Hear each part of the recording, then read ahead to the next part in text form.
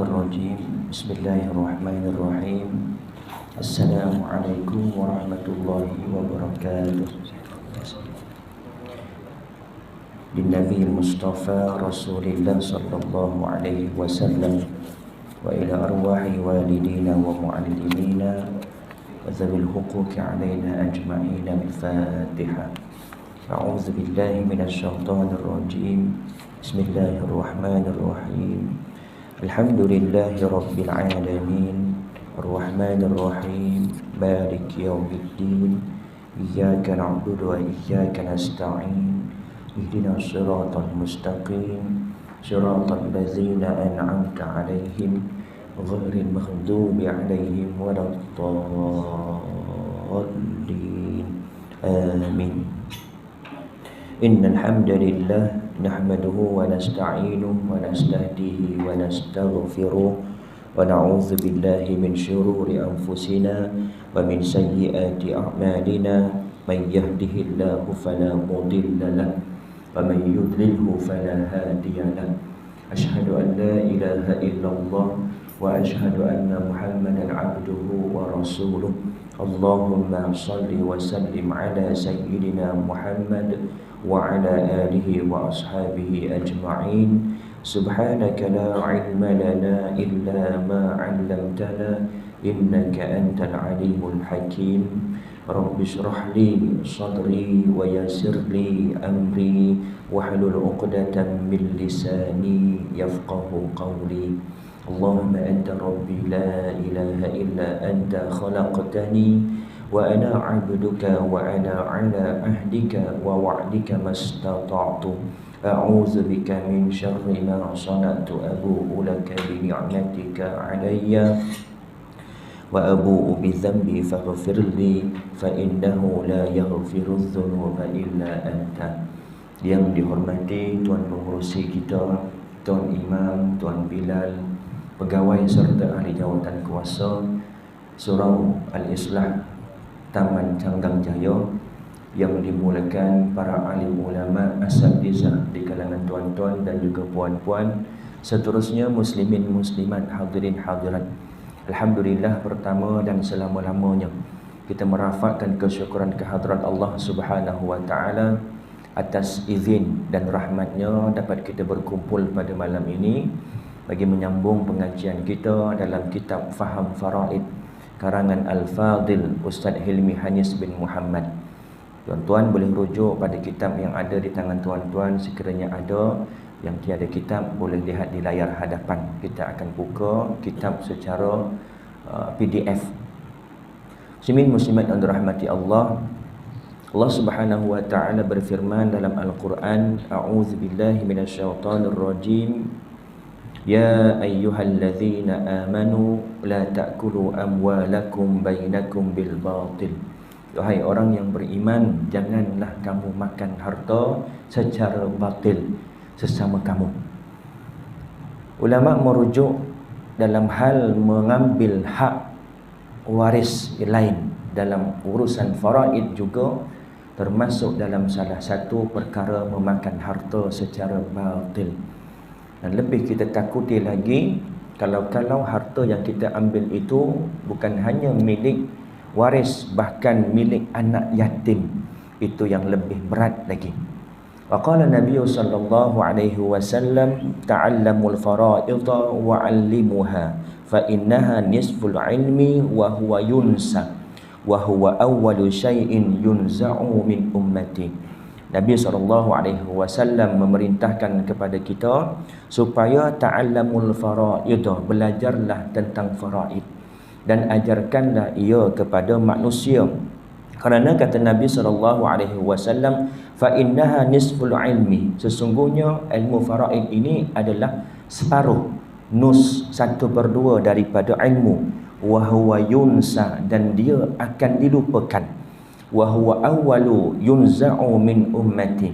Wa huwa awwalu syai'un yunza'u min ummati, dan dia antara yang terawal yang akan dicabut di kalangan umatku. Muslimin muslimat yang dirahmati Allah, malam ini kita akan sambung pada muka surat yang ke-25 dalam tajuk kepentingan dan keistimewaan ilmu faraid.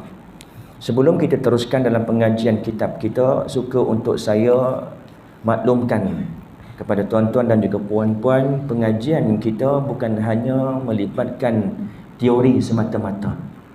Teori ni maknanya kitab lah. Kita baca daripada muka surat 1 sampai habis, sampai khatam nanti insya-Allah pada muka surat 300 lebih nanti. Malam ni baru masuk 25 muka surat. InsyaAllah kalau panjang umur khatam kita nanti. Allah tak tanya dah habis belajar ke tidak, tetapi Allah tanya ada tak kita belajar, ada tak usaha untuk kita menuntut ilmu.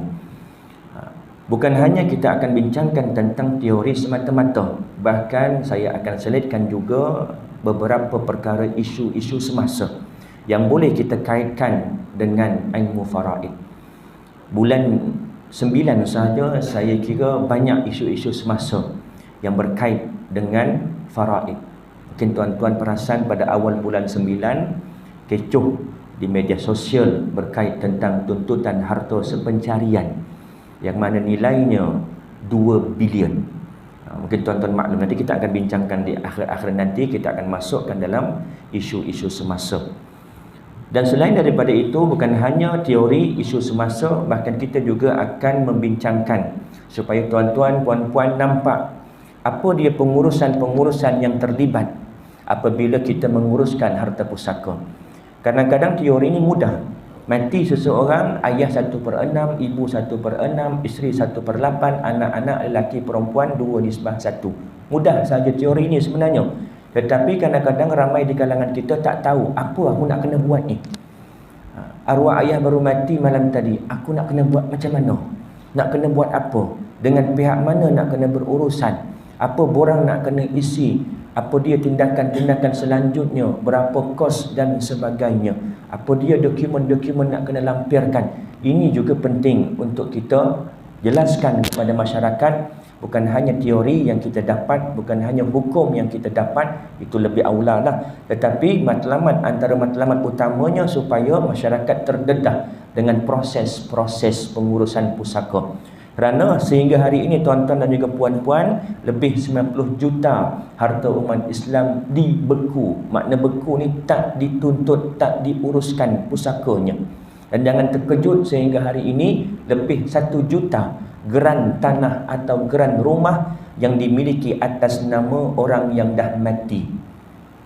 Ada tanah? Ada. Bahagian siapa? Bahagian saya. Tanah pusaka. Nama siapa? Nama arwah atuk. Nama arwah nenek, nama arwah ayah. Maknanya tak diuruskan. Tuan-tuan, pengurusan di pusaka, sama ada di amanah raya, sama ada di pejabat pusaka kecil, sama ada kita berurusan di mahkamah tinggi sivil, semuanya ini bila kita nak menentukan ahli-ahli waris, hendaklah kita kena cari dan siasat siapa waris terakhir yang masih hidup. Ada tanah tetapi nama arwah moyang yang mana matinya pada tahun 1980 contoh. Kita nak tukar, nak pindah milik kepada waris-waris yang masih hidup pada tahun 2023. Tuan-tuan rasa mudah ke susah nak urusannya? Kena cari satu persatu di setiap kematian. 80 tu kematian owner tanah atas geran. Nak kena cari siapa kematian kedua. Boleh jadi isteri kepada si mati, meninggal tahun 1985. Kemudian anak si mati 1990. Kalau ada 10 kematian yang berlapis, 10 kita kena siasat. 10 kita kena cari satu persatu setiap waris masing-masing. Dan akhirnya barulah kita akan jumpa siapa waris terakhir yang masih hidup, itu yang akan dimasukkan dalam geran. Bukan mudah. Sebab tu jangan bertangguh dalam urusan pusaka.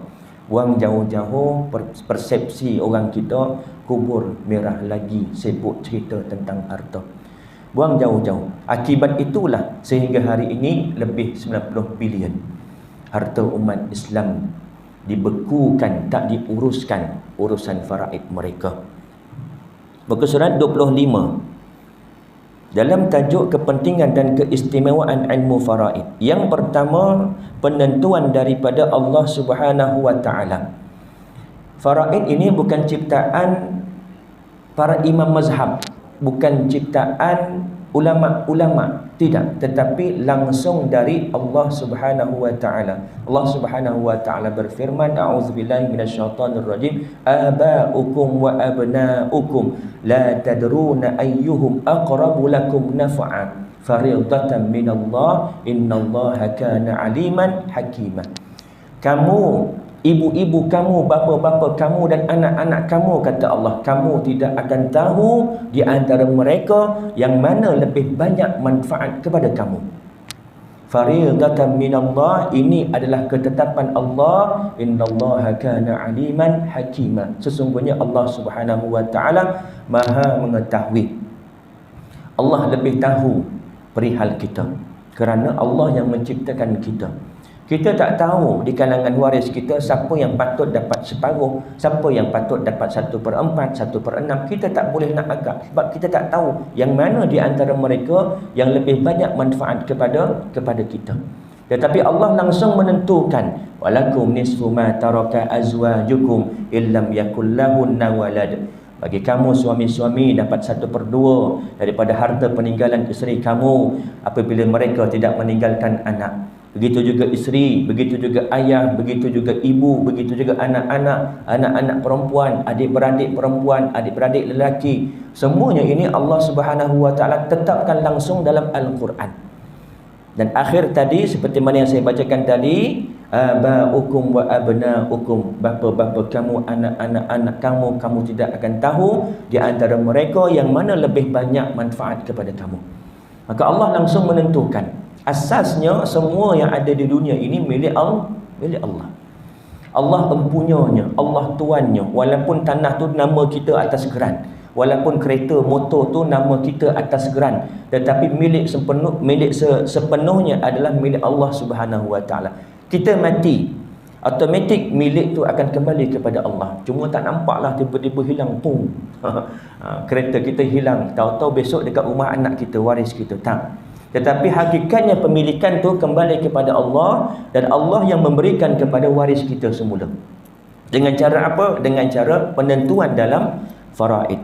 Bila kata penentuan daripada Allah Subhanahu wa taala, sahabat-sahabat zaman Nabi SAW bila turun ayat berkait tentang faraid, mana-mana harta yang mereka dapat daripada cara pembahagian sebelum datangnya Islam pada zaman jahiliah, mereka pulangkan kepada ahli waris yang berhak. Padahal kalau ikutkan dah dapat dah harta tu dulu, mereka dapat mewarisi dengan cara sumpah setia atau dengan cara persaudaraan Muhajirin dan Ansar, aku mewarisi engkau punya harta, engkau mewarisi aku punya harta. Maka turun ayat Al-Quran menentukan bahawasanya di kalangan keluarga lebih layak dapat suami, isteri, ayah, ibu, anak-anak. Mereka yang dapat dulu pulangkan balik kepada waris-waris yang ditentukan oleh Allah Subhanahu wa taala. Ini keimanan para sahabat Nabi SAW. Bila turun sesuatu ayat, tak fikir tentang hikmah, tak fikir tentang tujuan. Orang Jawanya kata apa? Manut. Orang Jawanya kata manut, terus ikut. Tak fikir sebab apa, kenapa Allah suruh macam ni, tak. Tetapi kita sebagai hamba Allah, bila ada perintah, buat. Bila ada larangan, tinggal. Tuan, puan-puan yang dirahmati Allah, kita hidup di dunia berapa tahun saja. Bagi orang beriman, dunia ini adalah tempat susah payah. Dunia ini tempat untuk bercucuk tanam. Paling-paling kita boleh hidup 70 tahun. Kalau ada ekstra, 80 tahun Allah bagi usia kita. Dan kita selaku orang Islam yakin bahawasanya dunia ini nanti adalah tempat untuk kita bercucuk tanam, untuk menambah amal yang mana hujungnya di akhirat nanti kekal selama-lamanya. Dunia ni paling-paling lama 70-80. Kalau tuan-tuan dapat, alhamdulillah. Saya pun belum tentu lagi, belum yakin dapat. Siapa boleh jamin usia dia dapat sampai 70 tahun? Yang kurang daripada 70 tahun lah. Kalau yang dah lebih tu, dia boleh angkat tangan, saya dah 72. Banggalah dia. Tapi yang kurang daripada 7, yang kurang daripada 60, siapa boleh jamin dia boleh ada usia sehingga 60 tahun, 70 tahun, 80 tahun? Tak ada. Kerana ajal ini, maut ini ditentukan oleh Allah Subhanahu wa taala dalam ilmu Allah Subhanahu wa taala. Ilmu faraid tidak dijelaskan dengan terperinci oleh baginda Nabi SAW. Bahkan Allah Subhanahu wa taala yang memberikan pembahagian tersebut di dalam surah An-Nisa pada ayat yang ke-11, 12 dan 176. Seperti mana yang telah dinyatakan sebelum ini. Sebelum ini kita dah bincangkan tentang ayat-ayat faraid. Yusikumullahu fi auladikum lizzakari mithlu hazzil unthayain. Surah An-Nisa ayat yang ke-11. Walakum nisfu ma taraka azwajukum illam yakul lahunna walad, ila akhir ayat. Surah An-Nisa ayat yang ke-12. Yastaftu, kemudian surah Al-Baqarah, An-Nisa ayat 176. Tiga ayat ini menjadi sumber hukum untuk mengistinbat pembahagian faraid bagi setiap ahli waris. Dan tidak ada imam ataupun ulama tafsir berbeza pendapat ataupun ikhtilaf pada menentukan kadar bahagian setiap ahli waris. Kerana apa? Setiap ayat yang diturunkan berkait tentang faraid cukup jelas, dan bila kita baca makna terjemahan pun dah boleh faham dah. Tak perlu kepada penafsiran. Maknanya apa? Ulama-ulama tafsir bila melihat ayat ini tak ada khilaf. Memang sepakat semua, suami dua keadaan, 1/2, 1/4. Isteri dua keadaan, 1/4, 1/8. Tak ada khilaf di kalangan ulama kerana cukup jelas dan nyata berkait tentang pengiraan atau pembahagian faraid bagi setiap ahli waris. Allah Subhanahu wa taala telah menerangkan kadar pembahagian untuk bapa, ibu, anak lelaki, anak perempuan, suami, isteri, saudara lelaki dan saudara perempuan. Hal ini secara tidak langsung menunjukkan bahawa ilmu ini sangat penting. Firman Allah Subhanahu wa taala setelah menerangkan pembahagian tersebut dalam surah An-Nisa ayat yang ke-13, 11, 12, kalau tuan-tuan boleh semak dalam Al-Quran berkait tentang pembahagian ketetapan bahagian untuk anak, untuk ibu, untuk bapa, suami, isteri. Ayat yang ke-13, apa kata Allah? Tilka hududullah. Segala hukum tersebut iaitu pembahagian harta kepada anak yatim, faraid dan wasiat adalah batas-batas syariat Allah. Yang kedua, kepentingan ilmu faraid adalah antara ilmu yang sangat penting. Sebuah hadis yang diriwayatkan oleh Abdullah bin Amr, anna Rasulullah sallallahu alaihi wasallam qala al-ilmu thalathatun wa ma siwa dzalika fadlun ayatun muhkamatun wa sunnatun madhiyatun wa fariidatun adilatun. Dan daripada Abdullah bin Amr bahawa sesungguhnya Rasulullah sallallahu alaihi wasallam bersabda, ilmu itu ada 3 dan selain itu hanyalah lebihan sahaja, iaitu ayat-ayat berkenaan tentang hukum, sunnah yang betul dan ilmu faraid yang adil.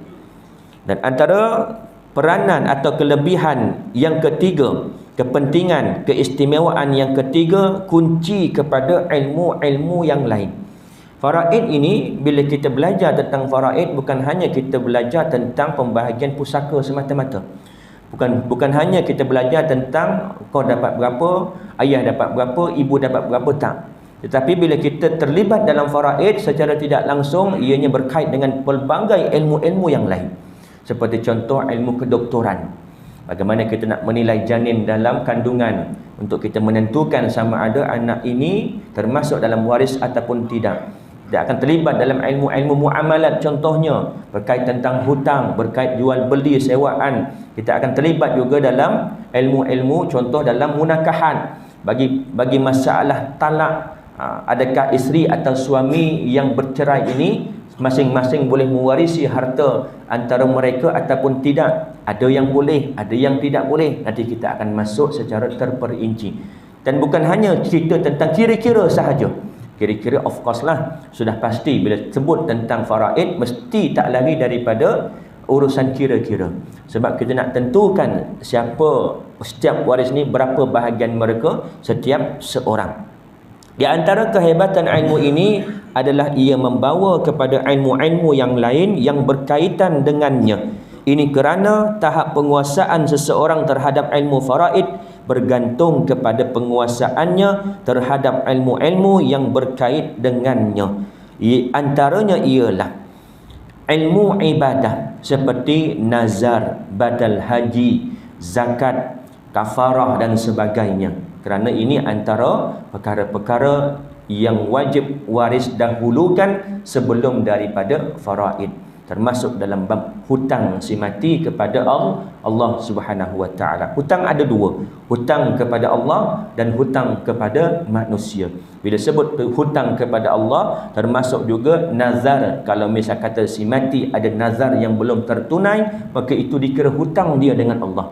Kalau misal kata sepanjang hidup si mati ini ada harta tetapi belum ada keizinan oleh Allah untuk naik haji, tunggu giliran belum sampai lagi. Duit dah cukup dalam tabung haji tapi tunggu giliran belum sampai lagi. Tuan-tuan, kalau hari ni tuan-tuan daftarkan anak-anak tuan-tuan lah. Tuan-tuan mungkin dah daftar dah. Anak-anak lah, kita daftarkan anak-anak. Kalau hari ini tahun 2023 kita daftarkan agak-agak tahun bila jadual ataupun tahun mereka akan dipanggil. 100 tahun lebih. 100 tahun lebih. Saya daftarkan anak tahun 2019 tak silap. Perginya 2100 lebih. Waktu tu umur dia berapa agak-agak tak tahu. Sebab nak kata orang yang queue tu terlalu ramai.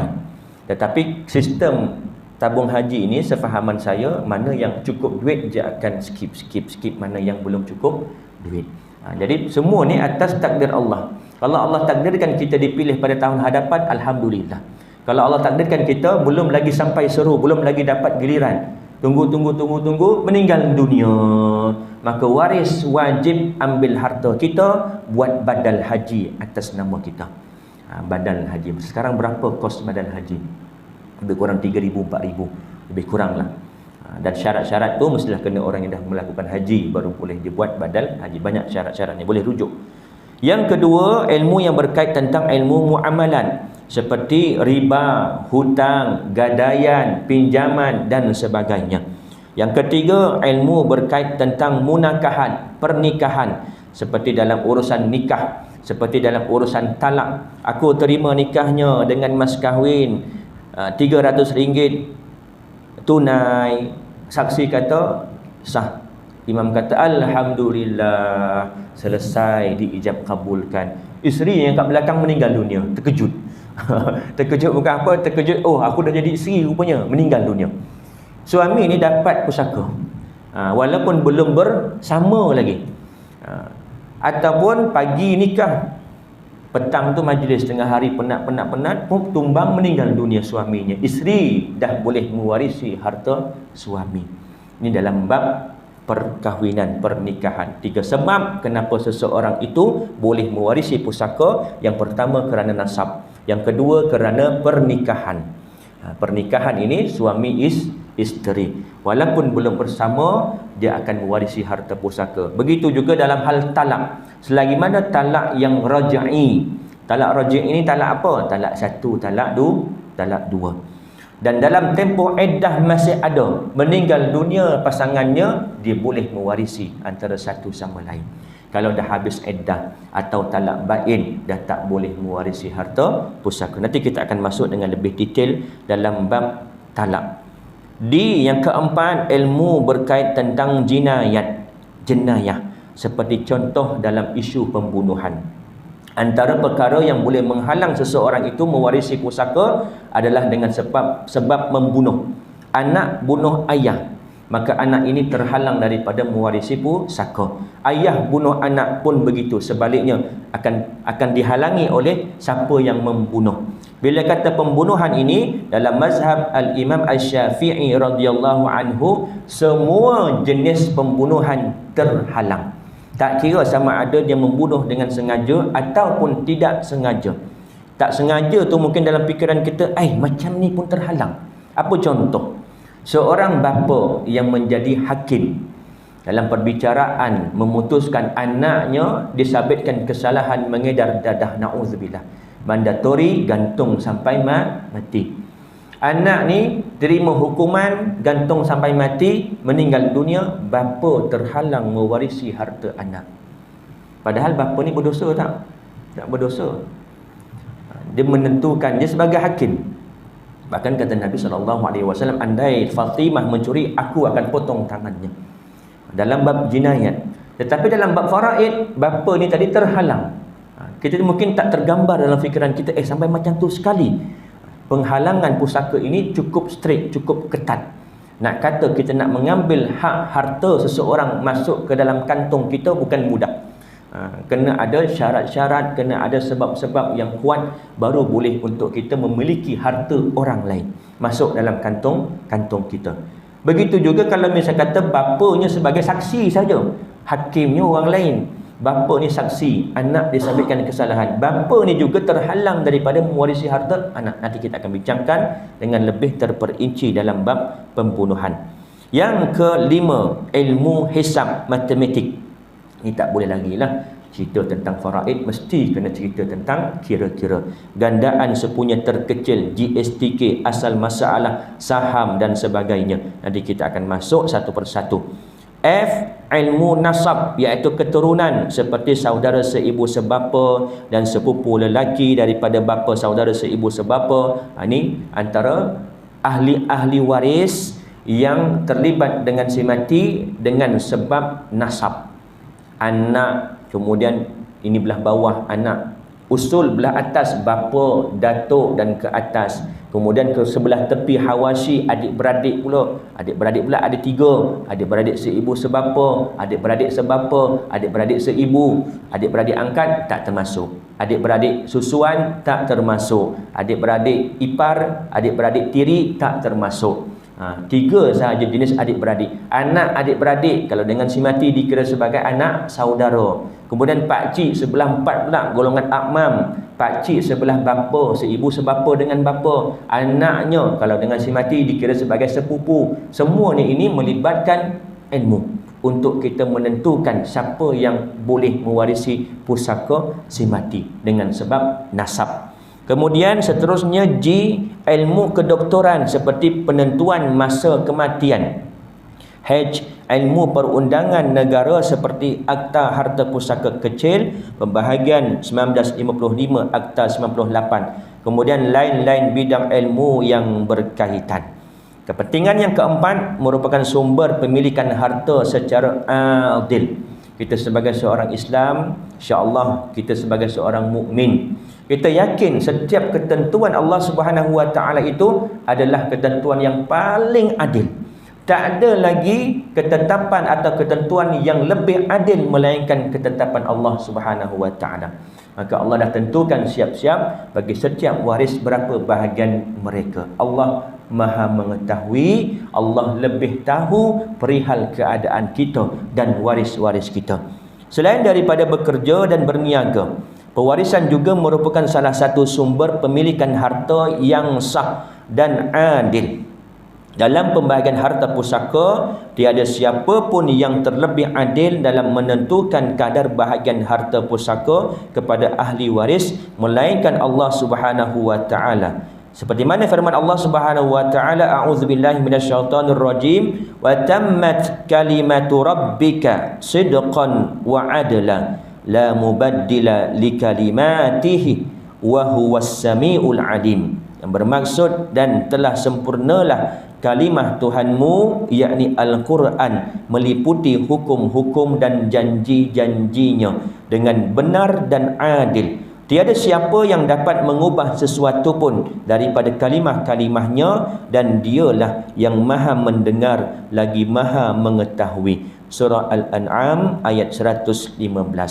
Yang kelima, kepentingan faraid. Manusia ini merupakan makhluk yang lemah. Kita kena akui, kita ini sebagai makhluk dan kita tidak ada yang sempurna melainkan para nabi. Kita sebagai manusia biasa, kadang-kadang kita merasakan pandangan kita yang lebih baik, yang lebih tepat berbanding orang lain. Tak, kerana ini yang biasa, ini tidak adil dalam cerita. Lagi-lagi yang berusia, kadang-kadang Along sebagai anak yang sulung, yang lain semua kena ikut cakap Along. Ini tidak adil. Semua masing-masing mengeluarkan pandangan masing-masing, menggunakan akal masing-masing, menggunakan nafsu masing-masing. Tetapi setiap orang itu mengatakan dia yang betul, dia yang layak, dia yang adil. Yang ni kata begitu juga. Tak. Kerana kita manusia yang lemah, dan pastinya kita yakin bahawasanya Allah yang seadil-adilnya yang menentukan setiap bahagian bagi ahli waris. Kita sebagai hambanya yang lemah, tidak mampu dan tidak layak untuk menentukan ahli waris yang berhak dan tidak berhak terhadap harta pusaka. Kita juga tidak berupaya untuk menentukan berapa bahagian bagi mereka yang berhak. Kita tak ada hak dan tak ada kemampuan nak menentukan yang ini layak, yang ini tak layak. Kita tak ada hak. Kerana yang menentukan ini langsung daripada Allah Subhanahu Wa Taala. Ada satu kes. Orang ini dia menyembunyikan waris. Menyembunyikan waris. Contoh, si ayah ini, teruskan ke azan? Teruskan ya. Ayah ni meninggal dunia. Anak ni bila disiasat, dia bagi tahu warisnya ibunya, iaitu isteri si mati, dan dia dengan adik-beradik lain, anak-anak lah. Bila dikaji-kaji balik, ayahnya ini ada kahwin lain sebenarnya, tetapi kahwin di seberang. Sebab tu tak didaftarkan dekat Malaysia. Kalau kahwin kat Malaysia kita boleh detect ada berapa orang isteri, tetapi kahwin dekat seberang. Kemudian ada anak daripada isteri yang kahwin dengan dekat seberang ni. Anak dengan isteri yang kahwin seberang ni merupakan waris ke tidak? Saya tanya tuan-tuan, waris ke tidak? Belum tentu. Belum tentu. Sebab dia kena buat pengesahan terlebih dahulu di mahkamah syariah. Mahkamah tinggi syariah dia kena buat pengesahan bahawasanya adakah pernikahan dia itu sah ataupun tidak. Nak menentukan tu dia ada kadar jaraknya, lebih dua marhalah ke tidak jaraknya, kenapa nak mewalikan hakim di sana. Semuanya itu akan ditentukan oleh hakim mahkamah tinggi syariah. Kalau misal kata diputuskan itu sebagai isteri yang sah, anak-anak yang sah, mereka termasuk sebagai waris.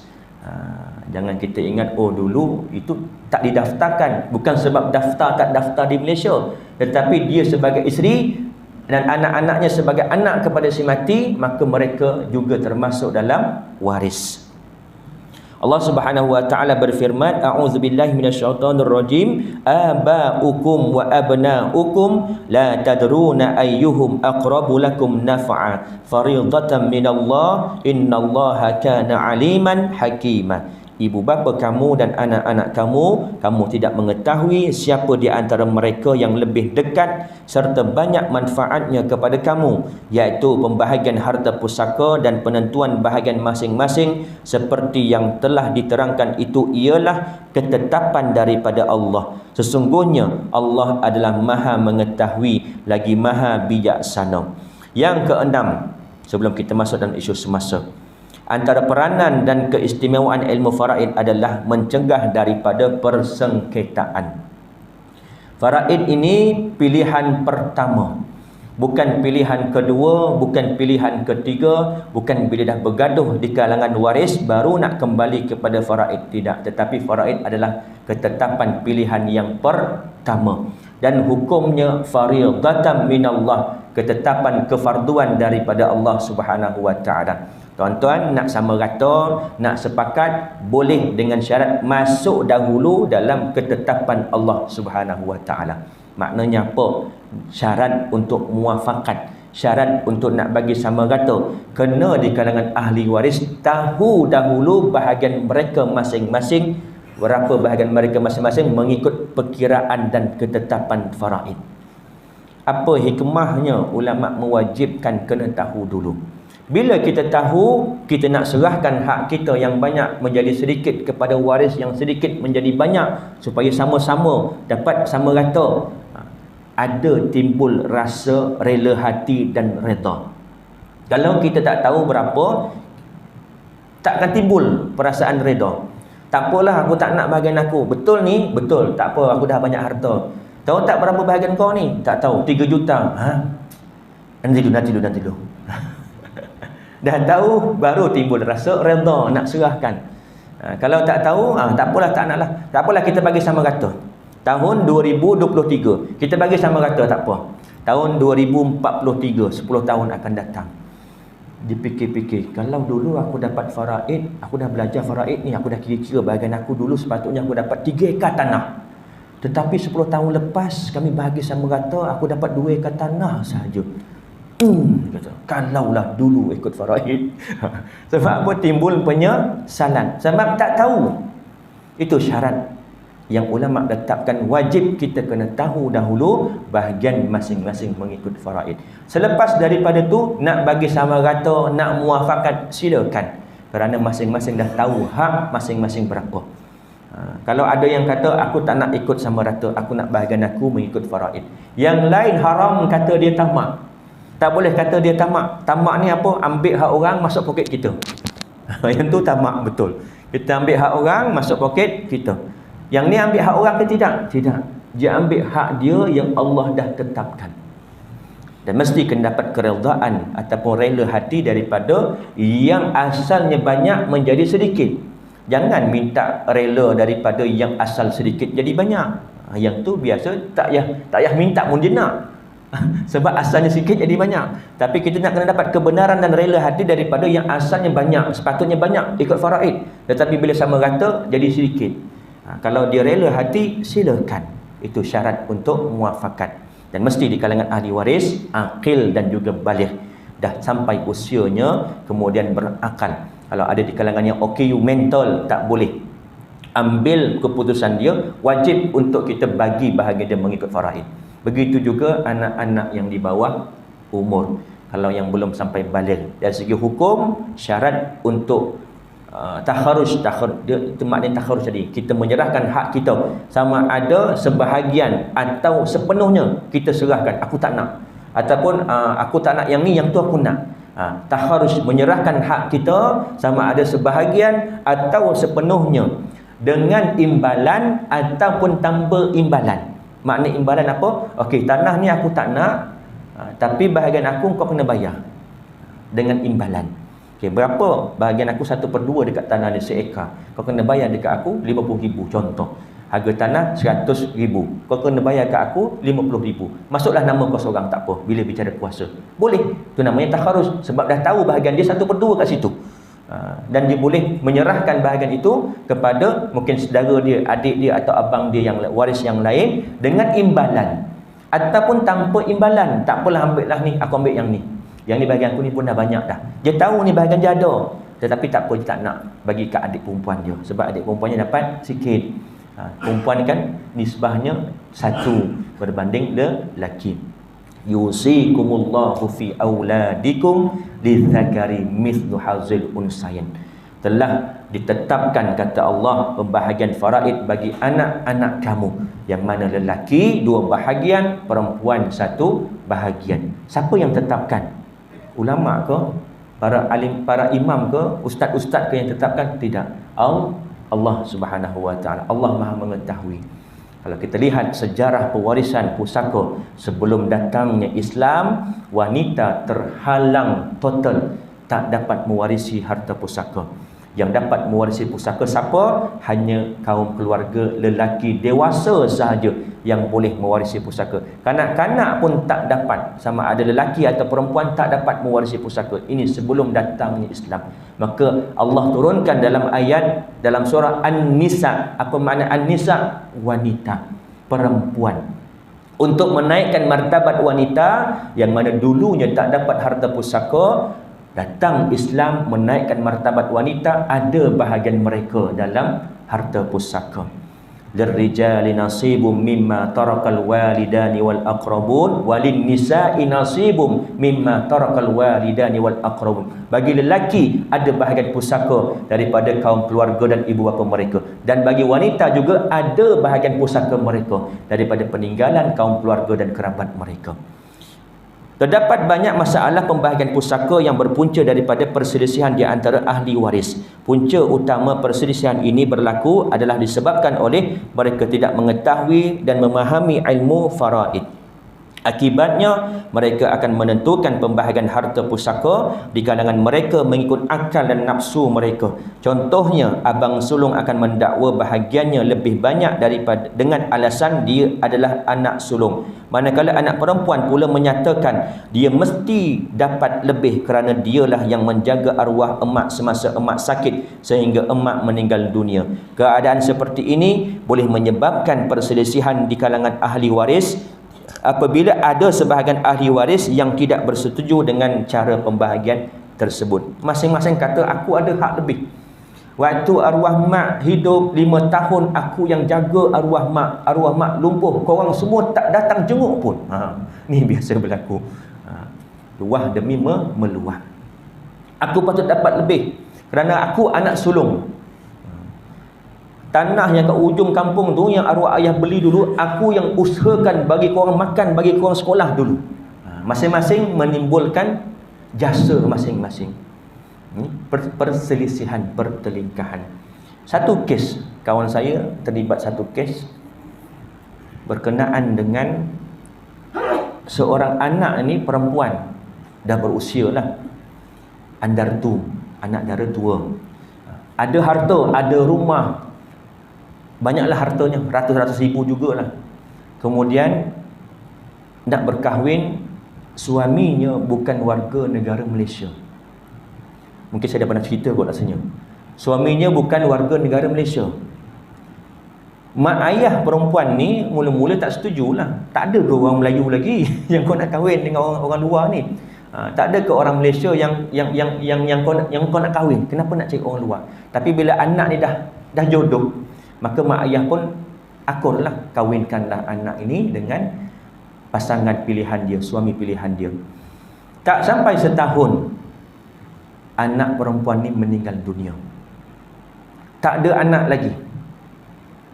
Suami yang bukan warga negara tadi merupakan waris ke tidak? Waris. Berapa bahagian dia? 1/2. Walakum nisfu ma taraka azwajukum illam yakul lahunna walad. Bagi kamu suami-suami 1/2 sekiranya isteri kamu mati tidak mempunyai anak. 1/2 tuan-tuan. Kalau harta si mati ini 500,000 lah contoh, 250,000 dapat dekat suami dia yang tak sampai setahun berkahwin, yang mana mula-mula tu mak ayah perempuan ni tak suka pun, tak berkenan pun. Dahlah kahwin tu sebab anak je suka kat kau, baru aku bagi kahwin. Lepas tu anak aku mati, kau dapat separuh. Kalau tuan-tuan puan-puan sebagai mak ayah perempuan, nak bagi tak separuh kat menantu ni? Nak bagi tak? Senyap je. Akal kita, nafsu kita. Sedangkan ini ketetapan Allah. Mak ayah ni tadi tak bagi, makan harta batil. Jangan main-main dalam bab faraid. Pasangan ni aku terima nikahnya dengan mas kahwin RM300 tunai. Saksi kata sah, sah. Imam kata alhamdulillah, sah dah ikatan ijab kabul perkahwinan. Meninggal dunia isteri, belum sebab bersama, dah boleh mewarisi dah. Jangankan dah ada tempoh hidup bersama hampir setahun, meninggal, lebih-lebih lagi dapat pusaka. Tetapi mak ayah ini tadi dengan sebab akal nafsunya menghalang. Dalam tuntutan bicara, dia selindungkan, dia sembunyikan waris suami ini tadi. Tak dapatlah suami ini tadi makan harta batil dalam keadaan tahu, tapi sebab nafsu, akal tu melebihi daripada wahyu, melebihi daripada hukum. Tu kadang-kadang kita ni manusia ni, kita tak boleh nak kata orang sangat. Belum berada kat tempat kita. Kita tak berada kat tempat dia. Tetapi kita sama-sama beringat. Sama-sama beringat bahawasanya hidup kita ini tak lain tidak bukan adalah dengan tujuan untuk beribadah kepada Allah Subhanahu Wa Taala. Paling-paling lama pun kita rasa sengsara. Sengsara ke kita ikut perintah Allah? Mungkin ada di kalangan orang beriman, orang Islam kata, oh seksanya lah jadi orang Islam ni, kena sembahyang, kena puasa, kena zakat. Tak apalah kalau dirasa macam sengsara lah. Lama ke kita nak alami sengsara tu? Tak lama. Habis-habis pun 70 tahun, 80 tahun. Berbaloi ke kita mati dalam keadaan kita ingkar kepada Allah Subhanahu Wa Taala? di akhirat nanti selama-lamanya dimasukkan ke dalam neraka Allah Subhanahu Wa Taala. Berbaloi ke? Tidak. Memang betul syurga neraka bukan dengan sebab amalan kita, tetapi dengan sebab redha Allah. Allah berkehendak, Allah berkuasa nak masukkan sesiapa di kalangan hamba-Nya, sama ada masuk syurga atau neraka. Tetapi kita hidup di dunia ini, ada jalan masuk syurga, ada jalan masuk neraka. Nabi dah tunjuk, dah siap-siap. Amay ya'mal mithqala dzarratin khairan yarah wa may ya'mal mithqala dzarratin syarran yarah. Semuanya akan ditimbang di akhirat nanti. Sebab tu kita setiap orang ada dua penjaga kita, raqib dan juga atid. Satu mencatat amal kebaikan kita, satu lagi catat amal keburukan kita. Akhirat nanti timbang dua-dua. Yang mana lebih berat, yang mana lebih ringan. Berat amal kebaikan kita, mudah-mudahan Allah redha dimasukkan kita ke dalam syurga. Berat amal keburukan kita, kalau Allah tidak redha, na'udzubillah, kita akan dihubankan ke dalam neraka. Na'udzubillah min zalik. Sumber hukum faraid insya-Allah kita akan sambung pada perjumpaan akan datang. Saya nak kongsi sedikit, lebih kurang dalam 5 ke 10 minit, berkait tentang isu semasa harta sepencarian. Kalau tuan-tuan puan-puan perasan, awal bulan, tengah bulan tak silap, isu tuntutan harta sepencarian 2 bilion tengah viral dalam media sosial.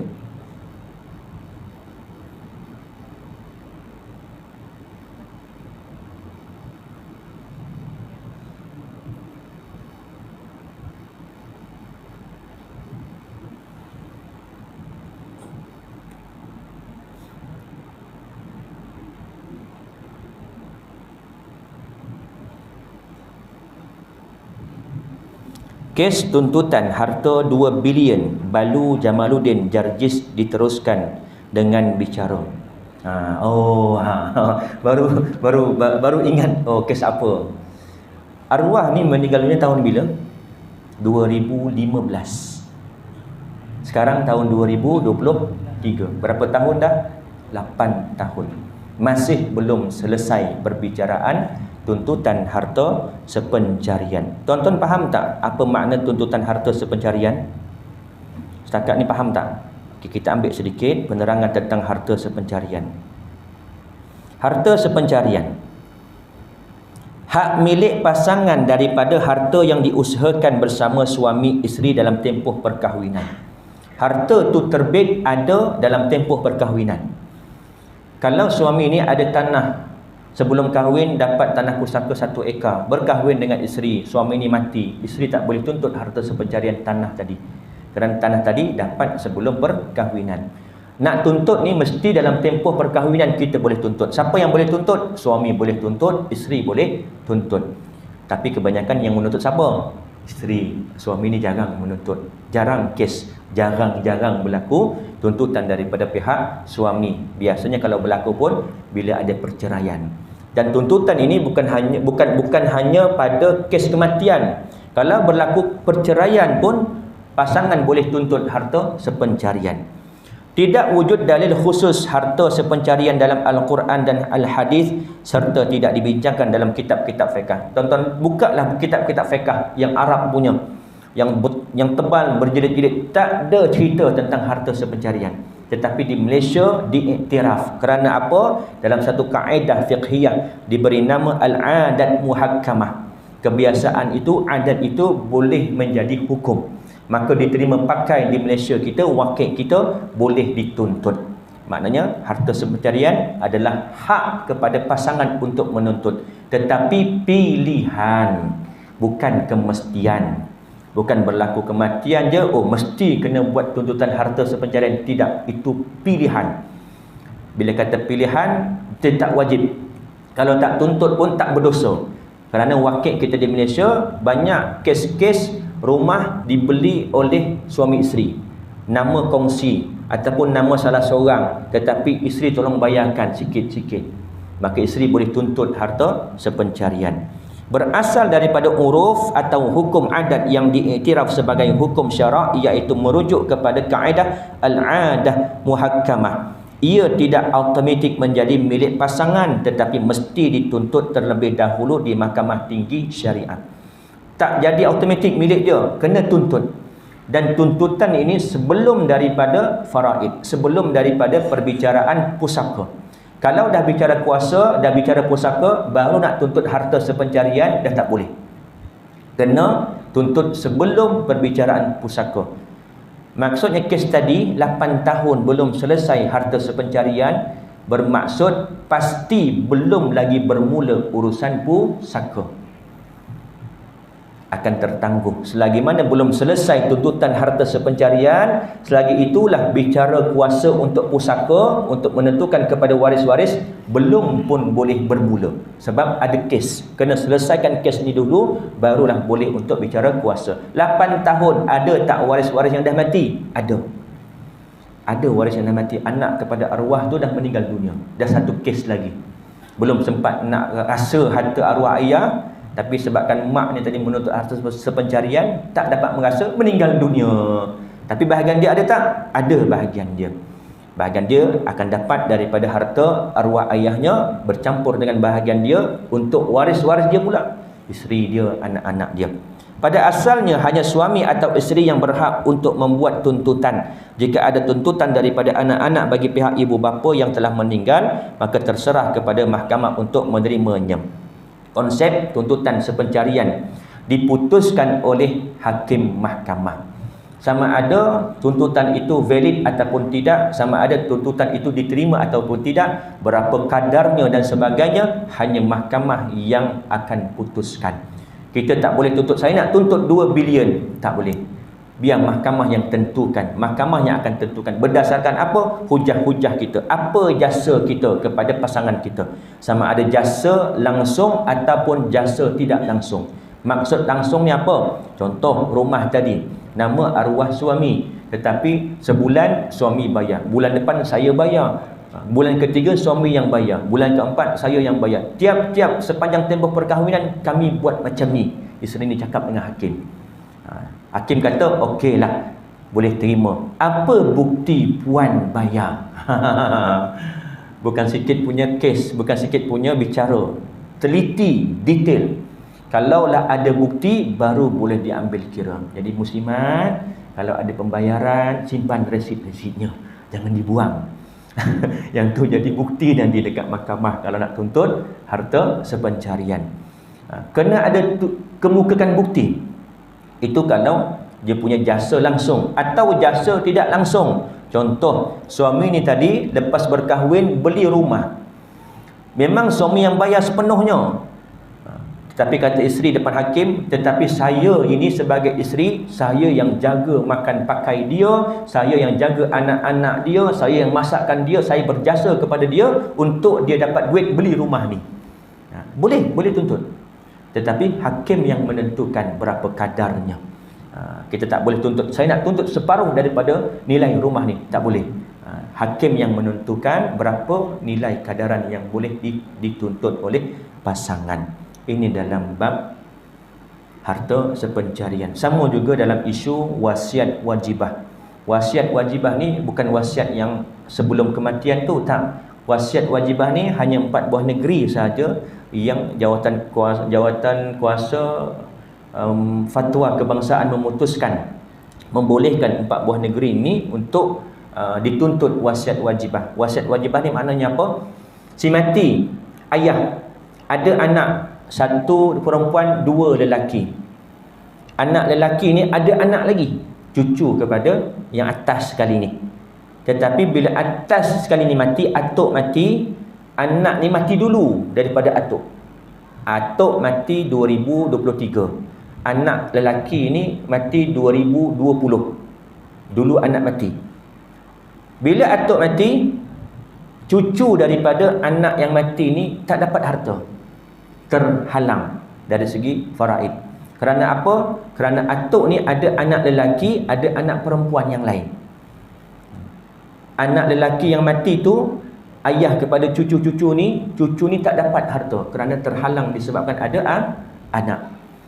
Tetapi dalam enactment undang-undang keluarga Islam, cucu ni tadi boleh menuntut atas nama wasiat wajiban, di mana Mahkamah Tinggi Syariah. Tuan-tuan boleh Google. Dan ada syarat-syaratnya, ada prosedur-prosedur dia, dan kadar-kadarnya tak lebih daripada 1/3. Dan ada syarat-syaratnya, kalau misalkan semasa hidup arwah atuk ni dah bagi wasiat betul, wasiat mutlak, yang mana wajib dilakukan sebelum daripada faraid, dah ada dah, maka tak boleh tuntut lagi dah wasiat wajibat. Wasiat wajibat ni juga kena tuntut sebelum daripada pusaka. Kalau pusaka dah berjalan, urusan bicara kuasa dah berjalan, baru nak tuntut wasiat wajibat atau harta sepencarian, dah tak boleh lagi dah. Sebab mungkin boleh jadi dah selesai bicara kuasa, harta pun dah habis dah tak ada dah. Nak pulangkan balik dah tak boleh. Maknanya kena buat sebelum daripada bicara kuasa ataupun urusan pusaka. Wallahu a'lam. Ada soalan 1-2 sebelum kita akhiri? Kalau ada boleh. Ya.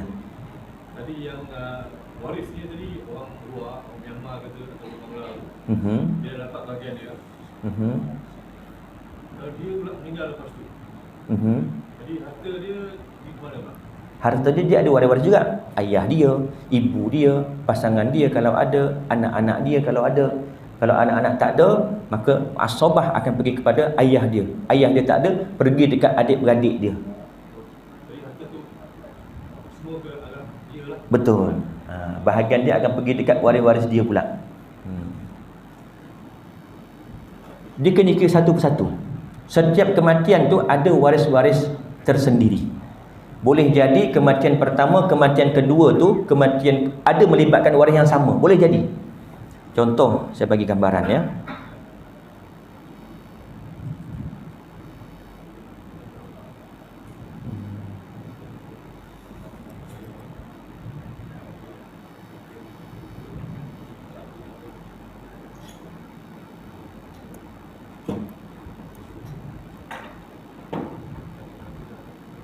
Ini si mati. Dia ada isteri. Dia ada anak-anak. Anak lelaki, anak perempuan, anak perempuan. Contoh, si mati ni mati pada tahun 2020. Kemudian anak lelaki ni mati tahun 2021. Urusan harta pusaka si mati ni dibuat pada tahun 2023. Yang menguruskan dia adalah anak perempuan ni, contoh. Maka anak lelaki ni merupakan waris ke tidak kepada si mati? Waris. Sebab dia hidup semasa si mati ni mati. Ini Ali, ini Abu. Abu ni waris tak kepada Ali? Waris, walaupun dia dah mati. Sebab dia mati tahun 2021, Ali mati tahun 2020. Sekarang baru nak bicara kuasa 2023. Yang buat tuntutan ini, contohlah anak perempuan siapa namanya Ros yang akan buat. Maka Ali ni kena senaraikan siapa waris dia. Ada isteri mak kepada Ros, ada Ali Abu, adik-beradik dia, ada lagi adik-beradik yang lain, adik-beradik lelaki, adik-beradik perempuan. Kira satu persatu bahagian mereka. Kemudian baru kira kematian yang kedua, Abu pula. Ini Abu ada tak isteri dia? Kalau ada bahagian isteri dia, sama ada 1/4 atau 1/8 contoh, sebab ada anak-anak. Dekat Abu ni tadi, mana? Ini Abu. Ada tak mak ayah dia? Ayah dah tak ada. Ibu ada tak? Ada ni tadi. Isteri kepada Ali ni merupakan ibu kepada Abu. Semasa matinya Abu ni ada ibu dia ada. Ibu dapat juga harta pusaka. Mana ibu ni, isteri contoh nama siapa? Intan. Intan ni daripada harta Ali dia dapat, daripada harta Abu pun dia dapat. Jadi kena kira satu persatu waris. Kena siasat satu-satu. Sebab tu jangan bertangguh. Tolong jangan bertangguh. Jangan sampai berlaku kematian berlapis. Kematian berlapis ni kita risaukan apa? Nak kira satu-satu balik, nak cari satu-satu waris tu bukan satu perkara yang mudah. Kalau ada waris yang boleh bagi kerjasama, alhamdulillah. Kalau yang tak nak bagi kerjasama, na'udzubillah. Semalam punya cerita saya uruskan sendiri. Satu keluarga di Gemencih, Negeri Sembilan. Jauh kan? Saya tanya mana dapat nombor saya, dekat YouTube Ustaz, dia kata. Sebab saya ada post kadang-kadang ceramah-ceramah berkaitan dengan faraid. Dia dah deal dengan saya bulan lepas. Arwah maknya meninggal bulan 8. Semalam kumpulkan semua anak-anak waris-waris, Ayah kepada si mati dah tak ada, ibu dah tak ada, pasangan dah tak ada, tinggal anak-anak saja yang ada. Senanglah kira-kiranya. Nisbah 2 lelaki, perempuan 1. Kita nampak teori senang. Nampak teorinya senang. Tetapi bila kita berbincang, kita bagi penerangan, seorang kata ni, seorang kata tu. Dulu arwah mak pernah cakap dengan saya nak bagi sekian. Kita kena fikir, hibah ke wasiat ni? Kalau hibah tak ada masalah, boleh bagi kepada waris. Kalau wasiat, nak kena minta persetujuan daripada waris-waris lain ni, sama ada nak boleh diteruskan ataupun tidak. Itu antara beza hibah dan juga wasiat. Dari segi teori mudah, tetapi kita nak menentukan, nak mencari sepakat di kalangan ahli waris. Tapi alhamdulillah lah, sepanjang pengurusan saya menguruskan perbicaraan kes-kes macam ni, semalam paling senang urusan. Mungkin sebab orang ni 9 kot. Dia bercakap pun gelak dah. Seorang bercakap pun dah gelak dah. Jadi mungkin dia ceria punya orang. Jadi bila bercakap tu tak timbul perbalahan, seronok. Sampai saya cakap apa tahu? Dalam banyak-banyak kes saya uruskan, ini paling saya rasa seronok. Sebab bila bercerita tu masing-masing boleh gelak ketawa, adik-beradik. Cerita tentang harta ni, tetapi boleh gelak ketawa. Tempat lain belum tentu. Boleh jadi bergaduh, boleh jadi keluar terus, tinggalkan perbicaraan. Tu masalah kita nak putuskan dalam sesuatu keputusan faraid ini. Kalau boleh jangan sampai bertangguh-tangguh sehingga berlaku kematian berlapis. Okay. Wallahu a'lam. Satu lagi soalan kalau ada sebelum kita tamatkan. Ada. Alhamdulillah semua faham. Kalau ada soalan boleh terus tanya. Pengajian-pengajian akan datang minggu depan, hari Ahad juga ya Tuan Haji. Hari Ahad kita jumpa lagi 8 hari bulan. Kalau ada soalan siap-siap boleh tulis kat kertas pun tak apa, nanti letakkan atas meja. Kita bacakan dan kita bincangkan. Kita akan haidkanlah siapa yang bertanya. Jangan risau, kita akan haidkan. Wallahu a'lam. Yang baik itu datang daripada Allah dan kurang lemah itu datang daripada kelemahan diri saya. Saya mohon maaf, mohon ampun. Andai terkasar bahasa, tergores hati tuan-tuan dan juga puan-puan, kita tangguh dengan tasbih kafarah dan suratul Asr. Subhanakallahumma bihamdika asyhadu an la ilaha illa anta astaghfiruka wa atubu ilaik. Bismillahirrahmanirrahim. Wal 'asr innal insana lafi khusr illa allazina amanu wa 'amilus salihati wa tawassaw bil haqq wa tawassaw bis sabr. Bismillahirrahmanirrahim. Alhamdulillahirabbil alamin wassalatu wassalamu ala asyrafil anbiya'i wal mursalin wa ala alihi wa sahbihi ajma'in. Allahumma faqihna fid din wa 'allimna at-ta'wil wahdina siratal mustaqim siratal ladzina an'amta 'alaihim minan nabiyyin wasiddiqin wasyuhada'i wassalihin. Allahumma arinal haqqa haqqan warzuqna ittiba'ah wa arinal batila batila warzuqna ijtinabah. Allahumma inna na'udzubika min 'ilmin la yanfa' wa min qalbin la yakhsha wa min nafsin la yashba' wa min da'watin la yustajabu laha. Rabbana atina fid dunya hasanah wa fil akhirati hasanah wa qina azaban nar. Wa sallallahu ala sayyidina Muhammad wa ala alihi wa sahbihi wa baraka wa sallam. Walhamdulillahi rabbil alamin. Assalamualaikum warahmatullahi wabarakatuh.